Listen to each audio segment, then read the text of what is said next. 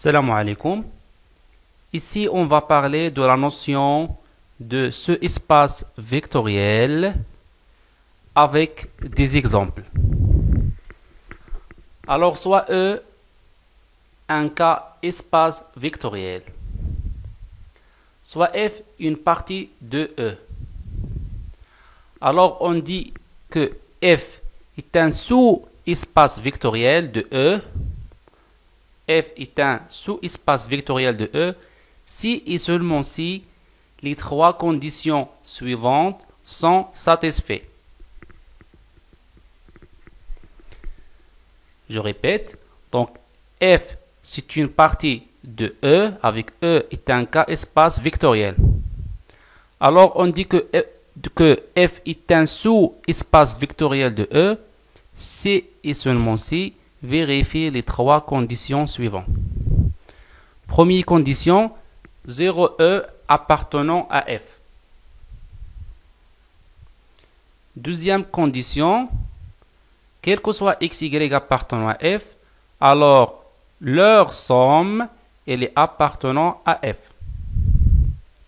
Bien. Troisième condition, quel que soit x appartenant à F, quel que soit lambda appartenant à K, alors lambda fois x, elle est appartenant à F. Bien. Par exemple, on a l'ensemble E et F, une partie de l'ensemble E, c'est-à-dire F, il est inclus dans E. Donc, pour que F est un sous-espace vectoriel, alors, première condition, 0, il est appartenant à F. C'est-à-dire, 0, ce n'est pas ici, mais dans F. Bien. Si on prend x et y dans F, alors, leur somme, il est appartenant aussi à F.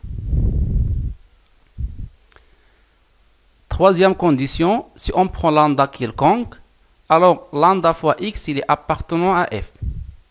Si lambda x, il est appartenant en dehors de F, alors F, ce n'est pas un sous-espace vectoriel. Bien. Alors, je répète, un sous-espace vectoriel de E, si il vérifie les trois conditions suivantes. Donc, il y a certaines définitions. Au lieu d'utiliser condition 1, utilisez F différente de l'ensemble vide. C'est-à-dire, il y a quelque chose dans F. C'est comme les premières conditions, on a 0, il est appartenant à F, c'est-à-dire que F il est différent de l'ensemble vide.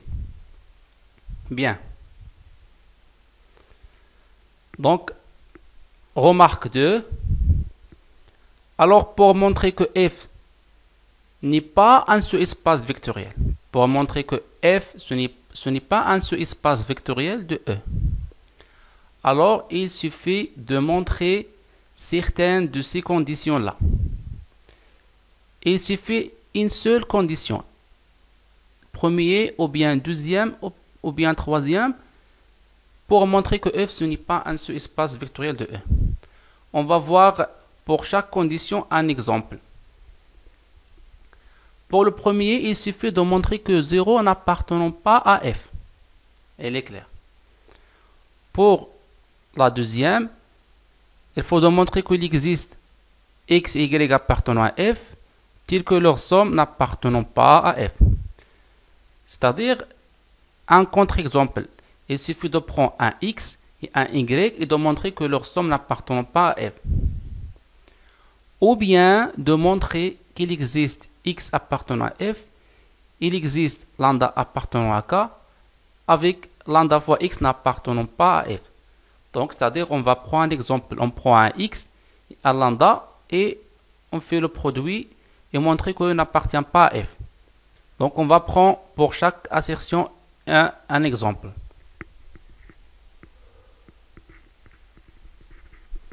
Premier exemple, donc soit F, l'ensemble qui contient le couple XY qui appartenant à R carré et qui vérifie la condition x plus y est égal à 1. Alors, on a ici, F ici, donc c'est un sous-ensemble de R carré. C'est-à-dire, on a ici E, c'est l'ensemble R carré.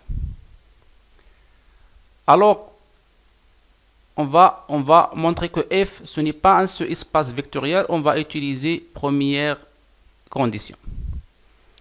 Donc, on a 0 R carré qui est égal à 0, 0, n'appartenant pas à F. Pourquoi? Parce que 0, 0, si on remplace ici 0, 0, qui est égal à 0, il est différent de 1. Alors 0 n'appartenant pas à F. Alors F, ce n'est pas un sous-espace vectoriel de R carré. Bien.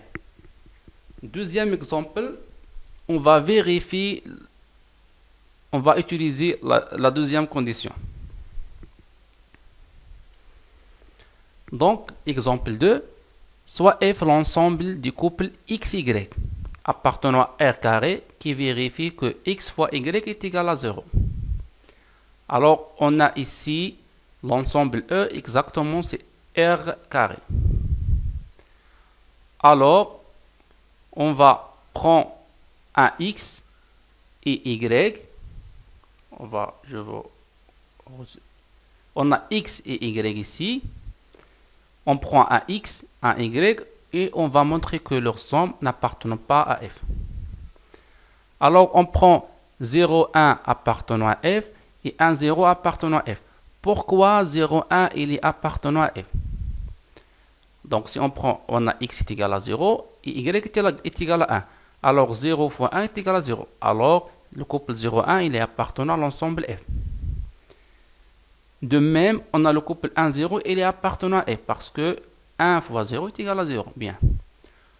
On va vérifier que leur somme n'appartient pas à F. Alors, on a 0, 1, 1, 0 qui est égal à 1, 1.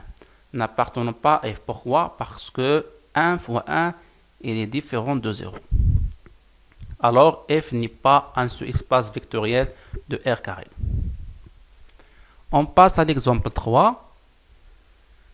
Si on prend F, c'est l'ensemble du couple XY appartenant à R carré, tel que vérifie cette condition X inférieur est égal à Y.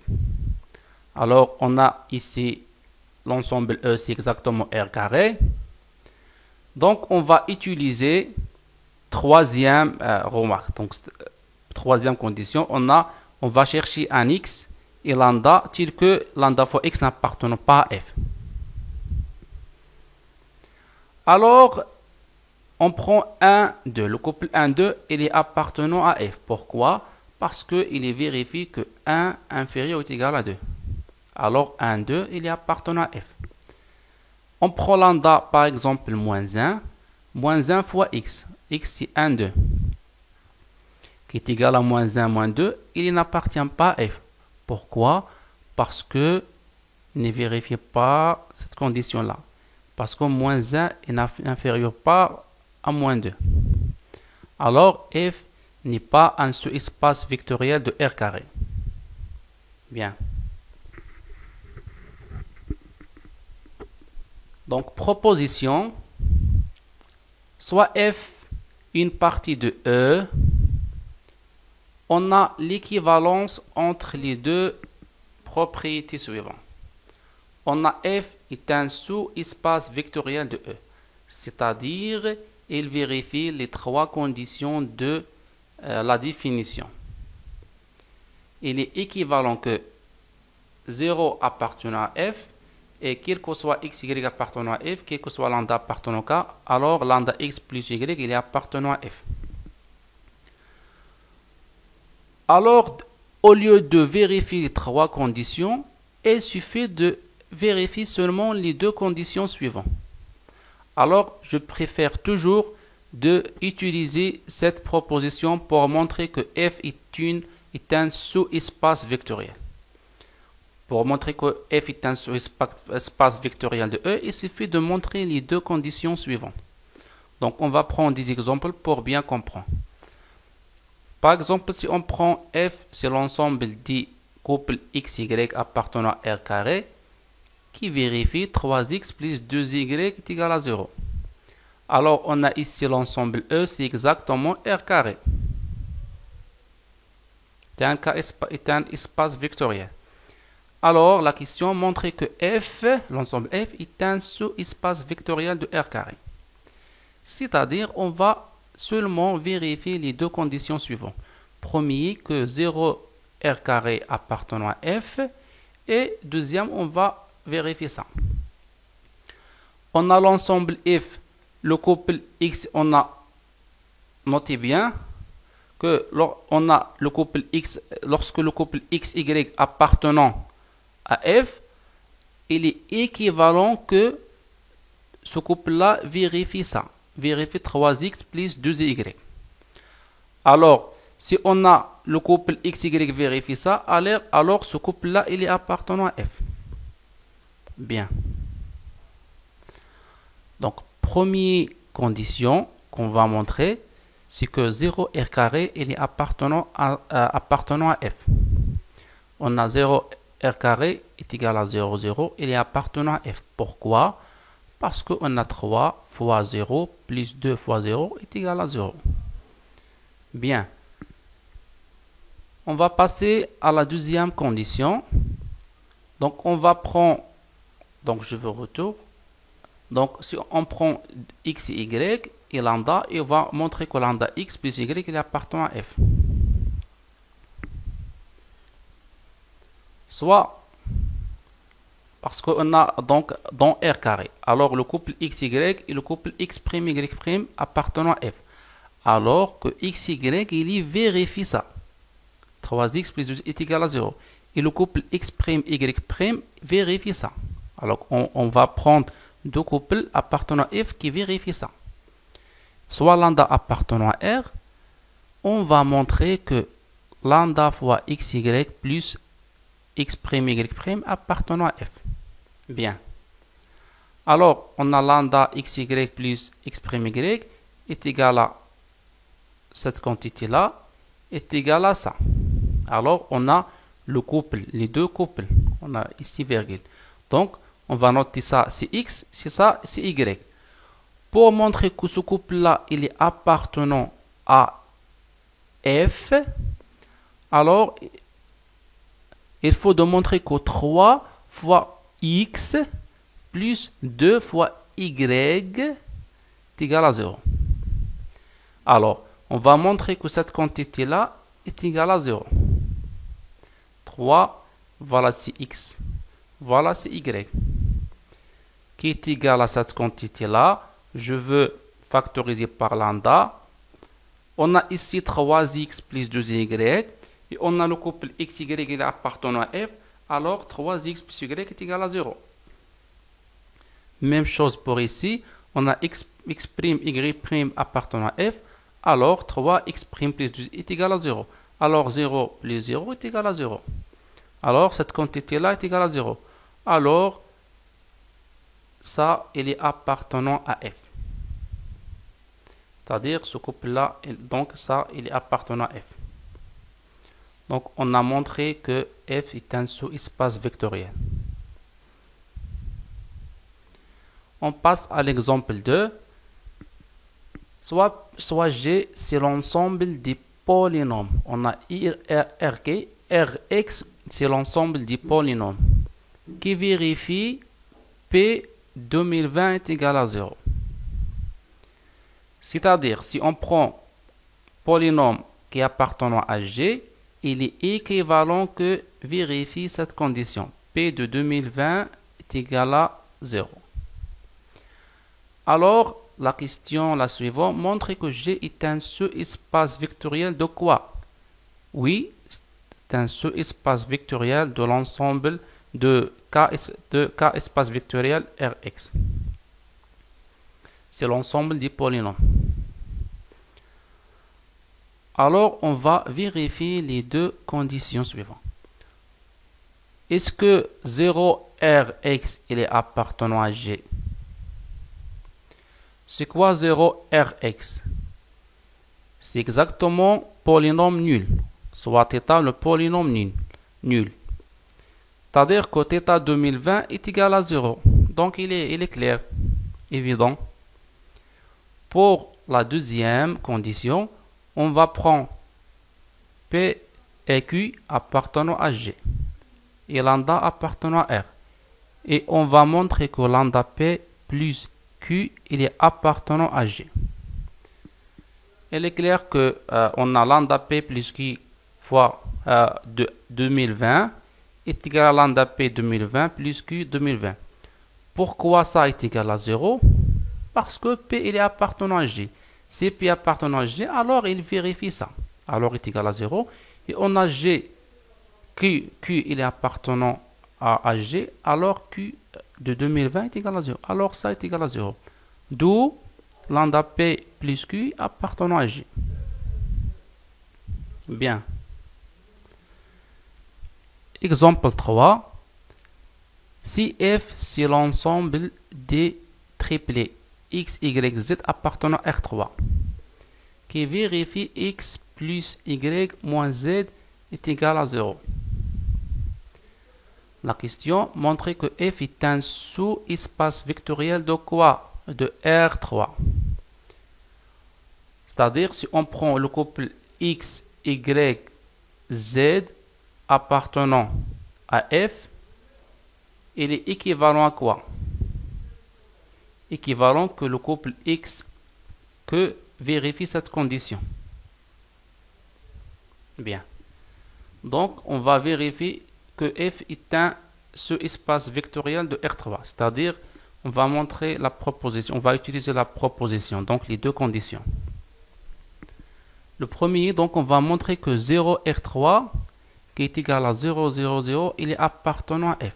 Oui, il est appartenant à F. Pourquoi? Parce que si on remplace ici 0, 0, 0 est égal à 0. Alors, 0, R3 est appartenant à F. Deuxième condition, donc on prend le triplé X, Y, Z et X', Y', Z' appartenant à F. C'est-à-dire que ce triplé-là et ce triplé-là vérifient ce condition. Et on va prendre lambda appartenant à R. Alors, qu'est-ce qu'on va montrer? On va montrer que lambda fois triplé plus ce triplé-là, il est appartenant à F. C'est-à-dire quoi? On va montrer quoi? Montrons quoi?